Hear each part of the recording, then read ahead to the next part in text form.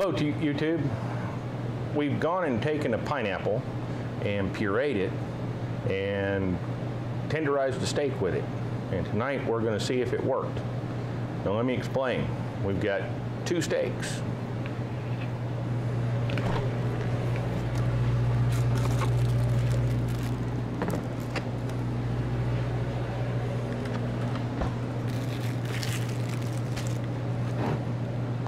These two steaks are identical. They're the same size, the same weight. They were cut off the same cow, even right out next to each other. And we've gone and spiced and prepared one of them the way we normally do it with Lawry seasoning salt. And that's this one. And other than that, we haven't done anything to it. And we took this one and we went and did the same exact thing to it. And then we poured on a pineapple puree. And as you can see, it looks like a bunch of orange foam, which has got a lot of juice and stuff to it. And from what I understand now, we're supposed to wash it off and then put the spices back on it again, just like we did, and go put it on the grill.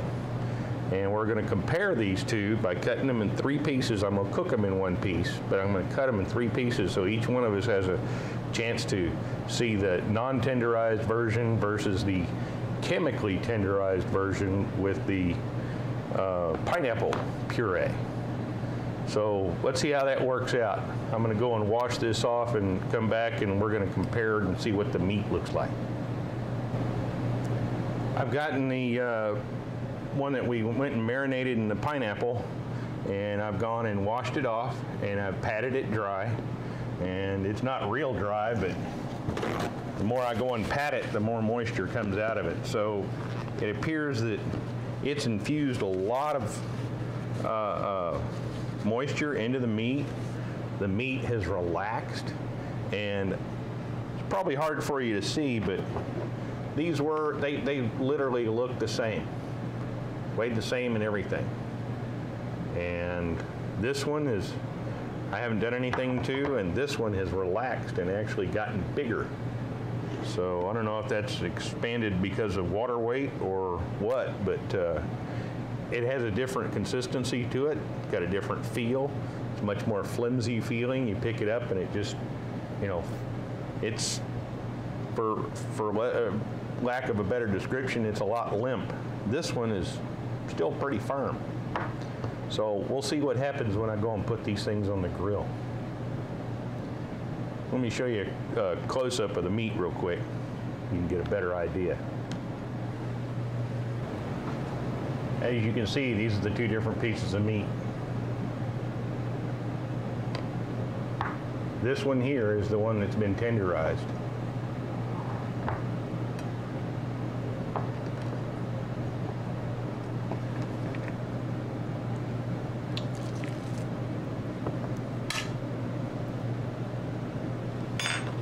That's been sitting against a plate.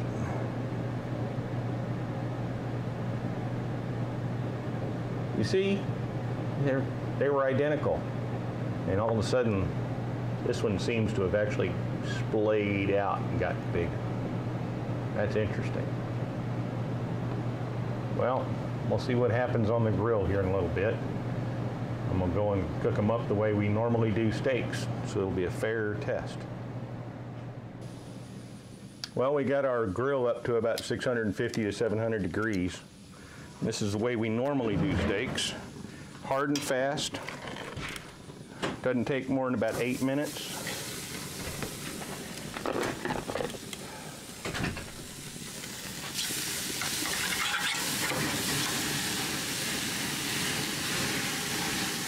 Oh wow, the pineapple one is sizzling big time.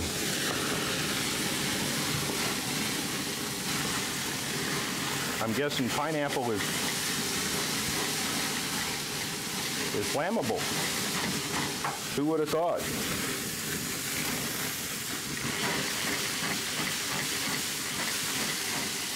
Interesting. Okay, well, we'll let that run for a couple of minutes.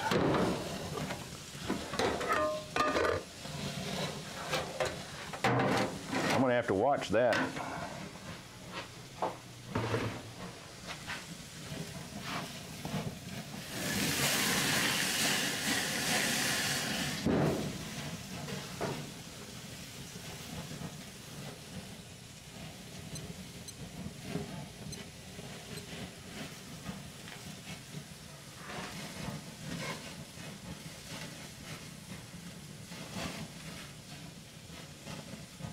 And now we wait 2 minutes.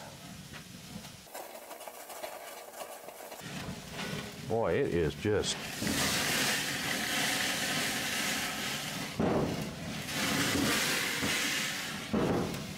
looks like we got a grease fire down at the bottom.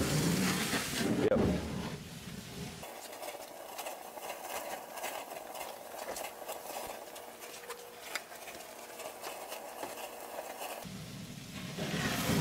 Whew. And it's hot.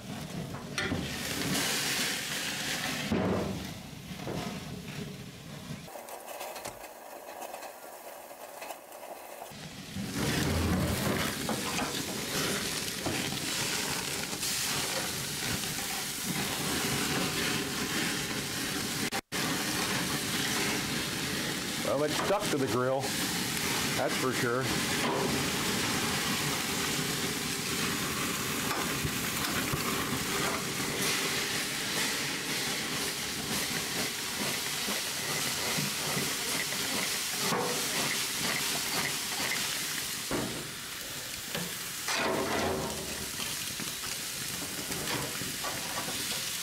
Wow.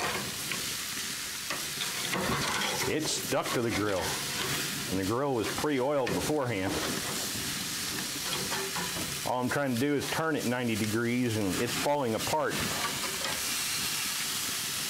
Literally falling apart on me. Wow. I would venture to say that that is definitely tenderized.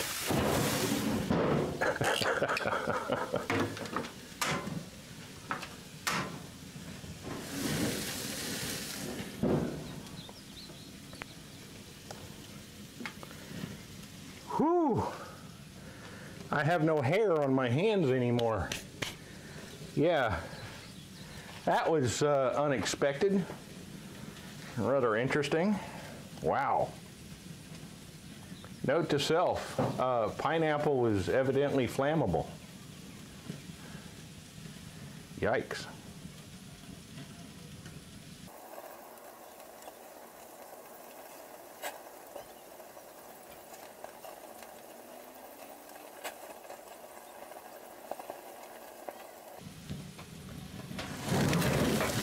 Okay, now we're at 4 minutes of cook time. This is when I normally go and flip them over. Boy, that's a beautiful looking steak. And again, it's sticking to the grill. Wow.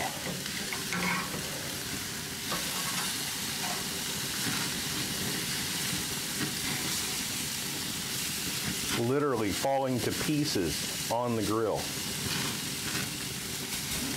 That's amazing. Okay. And we got a little less than 4 minutes to go. Oh, I'm sorry, Mr. Walking Stick. I just had a big old walking stick bug walk across my foot.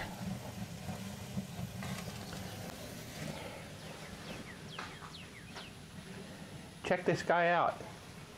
He's huge. And evidently he's interested in what I got on the grill.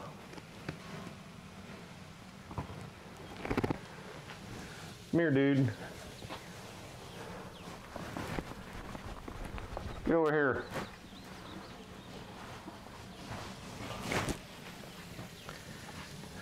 I went and put him over on the side of the house. Don't want to hurt him. But he sure surprised me.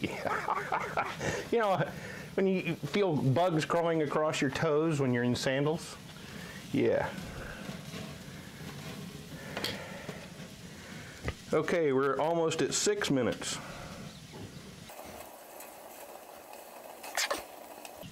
Now we're at 6 minutes. Time to turn 90 degrees.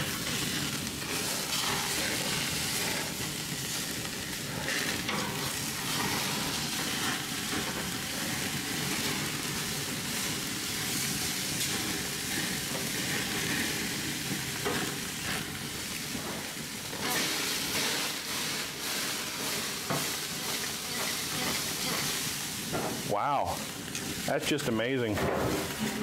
That's flammable, man.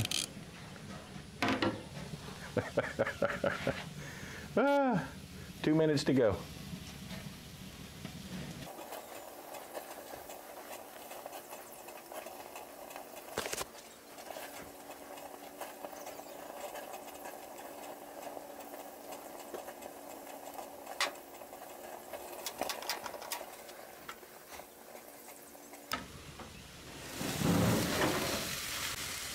And that's 8 minutes of cook time.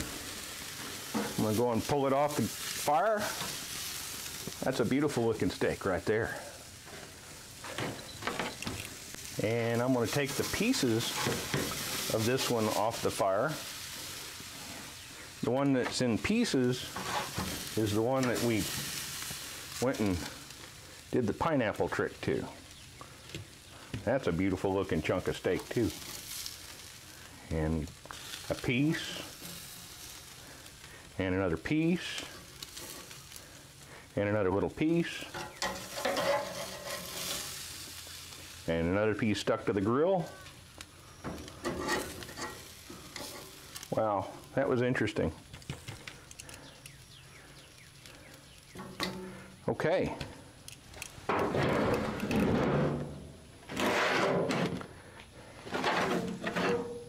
After 8 minutes on the grill, let's go eat. We just came in from the grill, and I'm going to go and cut these up into smaller pieces so we can all have a taste test. That's a beautiful piece of steak right there. And just because I can. Oh yeah. That's a good tasting steak right there.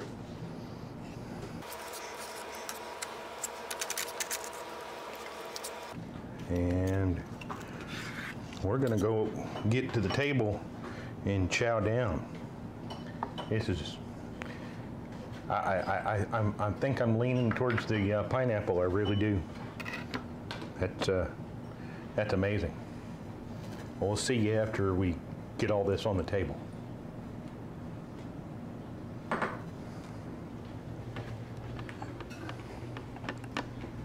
Thomas? Yeah.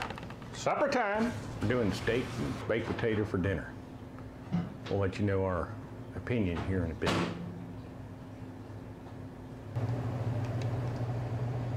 And here we are with our semi-impartial Possum kitchen criticism department.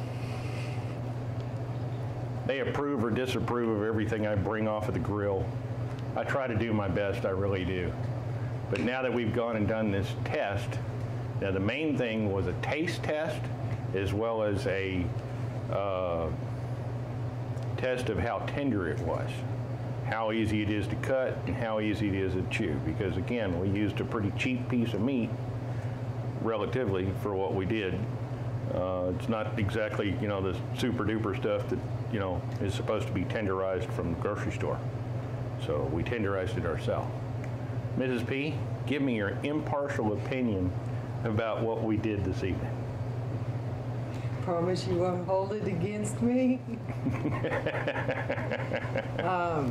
For those of you out there that have very sensitive tastes, you may taste the pineapple. However, it is very subtle. The pineapple version was much easier to cut and chew, and the other one was still good. It was a top sirloin, not the worst cut of meat, but it is fairly lean compared to, say, a ribeye or some of the other cuts that are out there. Again, the pineapple one was pretty good in terms of tenderness. It did have a different flavor to it, a little bit of a tang, maybe a little balsamic vinegar or something else in the marinade to change that up a little. But something to cut the sweetness. Yeah, it was a little sweet, but that's, you know, if that's what you're going for, then knock yourself out. And the folks on the internet said you're supposed to wash it off and then pat it dry, which I did. And I think it would have made a difference if I'd gone and put a second coat of Lawry seasoning salt on it. That way, both of them would have had Lawry seasoning salt on the grill. Because the one that came out of the pineapple puree basically had no spices attached to the outside of it whatsoever. Well, no, it sat and marinated in them overnight, so Yes. it didn't need any more. Well, that too. Because really, that's what a marinade is about, is pushing the flavor and the whatnot, you know, the breaking down of the tissue and the collagen and everything else to make it tender. It's about pushing that in there. Yeah. So that sodium level and that flavor level was already there. Well, as people will get to see on the video, the steak that we didn't marinate in the pineapple puree was firm and it held together, and I was able to flip it in one piece. Whereas the stuff that we had marinated, number one, it stuck to the grill. Number two, it literally fell apart on the grill. I mean, it just, it came apart. Less time in the marinade. Well, no, it says 24 hours. I can't help but wonder why it stuck, though. How recently have you greased it? I oiled it up before I heated it up. So the two sides were identical. That was amazing. And I didn't know this, but pineapple puree or pineapple is evidently flammable. Yeah, I saw that. It was highly flammable. I know, well, it's got acidic in it. That's part of that infusion and pushing it in and the science behind all of that. Yeah. And theoretically, a lemon or lime or orange or any of those would work as well. But the pineapple, much like the lemon or lime, would have a little more tartness as opposed to an orange. Yeah, but the talk on the internet is pineapple specifically as something that goes above and beyond what lemon and lime juice do. Well, Thomas, what did you think? It was too sweet, but it was tender. Too sweet? Yeah, too sweet. You could actually taste.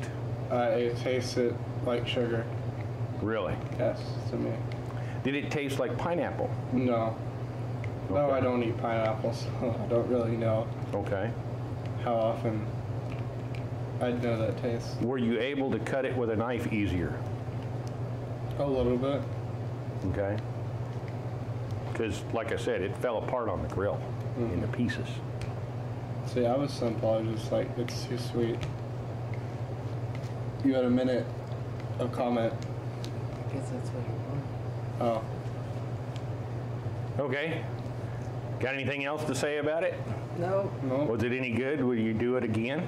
I might try it on chicken because I think it would do really well with a chicken. And that's the other thing, maybe put a Worcestershire sauce in with it to counteract that sweet. Okay. You know, there's all sorts of options. Well, sounds like we got a research project ahead of us. Well, I'm starting a job, so I probably won't be here. No, very I've much. already got 3 research projects going on, so. Anyway, thanks for hanging out with us this evening and checking out the taste test with the pineapple pureed steak. I personally think it's worth doing again, but we'll have to tweak how we do it. It made a real difference, and it could be a real easy way of making a cheap piece of meat a heck of a lot more tender. Yeah, definitely. Well, anyway, come back and see us.